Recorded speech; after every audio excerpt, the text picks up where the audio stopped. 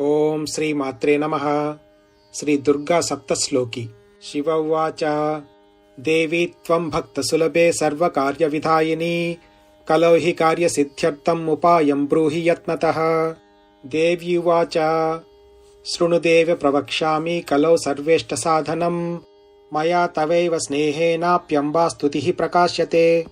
अस्य श्री दुर्गा सप्तश्लोकी स्तोत्रमन्त्रस्य नारायण ऋषिः अनुष्टुप् छन्दः श्री महाकाली महालक्ष्मी महासरस्वत्यो देवताः श्री दुर्गा प्रीत्यर्थं सप्तश्लोके दुर्गा पाठे विनियोगः। ज्ञानिनामपि चेतांसि देवी भगवती हि सा बालादाकृष्य महामाया प्रयच्छति। दुर्गे स्मृता हरसि भीतिमशेष जन्तोः स्वस्तैः स्मृता मतिमतीव शुभां ददासि। दारिद्र्य दुःख भयहारिणि का त्वदन्या सर्वोपकारकरणाय सदार्द्रचित्ता।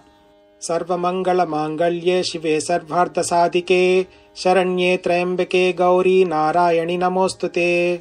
शरणागत दीनार्थ परित्राणपरायणे सर्वस्यार्तिहरे देवी नारायणि नमोऽस्तुते। सर्वस्वरूपे सर्वेशे सर्वशक्तिसमन्विते भयेभ्यस्त्राहि नो देवी दुर्गे देवी नमोऽस्तुते। रोगानशेषानपहंसि तुष्टा रुष्टा तु कामान् सकलानभीष्टान् त्वामाश्रितानां न विपन्नराणां त्वामाश्रिता ह्याश्रयतां प्रयान्ति।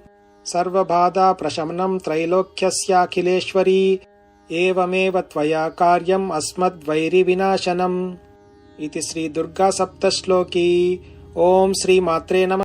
ओम श्री मात्रे नमः।